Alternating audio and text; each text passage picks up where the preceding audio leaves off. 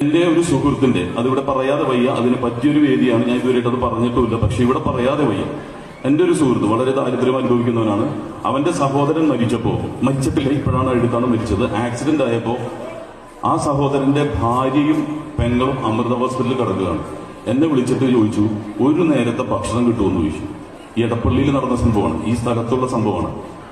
എനിക്ക് ആരോട് ചോദിക്കണമെന്നറിയില്ല, എനിക്ക് എല്ലാ ദിവസവും കൊണ്ടേ കൊടുക്കാൻ സാധിക്കില്ല.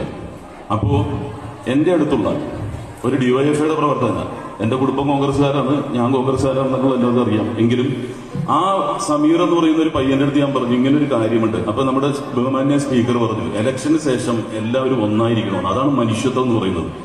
ഞാൻ അദ്ദേഹത്തിനോട് പറഞ്ഞപ്പോൾ അദ്ദേഹം ഇവിടെ ആദർശം എന്ന് പറഞ്ഞൊരു മറ്റൊരു ഡിവൈഎഫ്ഐ പ്രവർത്തകനെ വിളിച്ചു പറഞ്ഞു, ഇങ്ങനെ ഒരു സംഭവം ഉണ്ടെന്ന് പറഞ്ഞു. അങ്ങനെ അവന് ഭക്ഷണം കൊടുക്കാൻ തുടങ്ങി. 2 പേർക്ക്, 2 സ്ത്രീകൾക്കാണ് കൊടുത്തുകൊണ്ടിരുന്നത്. അത് ഉച്ചയ്ക്ക് മാത്രമല്ല, വൈകിട്ടും ആ പയ്യൻ ആദർശം എന്ന് പറയാൻ സ്വന്തം പെട്രോൾ അടിച്ചിട്ട് സ്കൂട്ടർ കൊണ്ടേ കൊടുക്കുകയാണ്. ഞാൻ വിചാരിച്ചു 5 ദിവസം കൊടുത്തിട്ടുണ്ടാവും, ഒരാഴ്ച കൊടുത്തിട്ട് 2 ആഴ്ച കൊടുത്തിട്ടുണ്ടാവും എന്ന് വിചാരിച്ചു. പക്ഷേ 100 ദിവസമായപ്പോ എന്റെ ആ സുഹൃത്ത് വിളിച്ചു പറഞ്ഞു, 100ാമത്തെ ദിവസവും അവർ തന്നു എന്ന് പറഞ്ഞു. അതിന് നേതൃത്വം കൊടുത്ത ഒരു കൗൺസിലിന് വേണ്ടിയിട്ടുണ്ട്.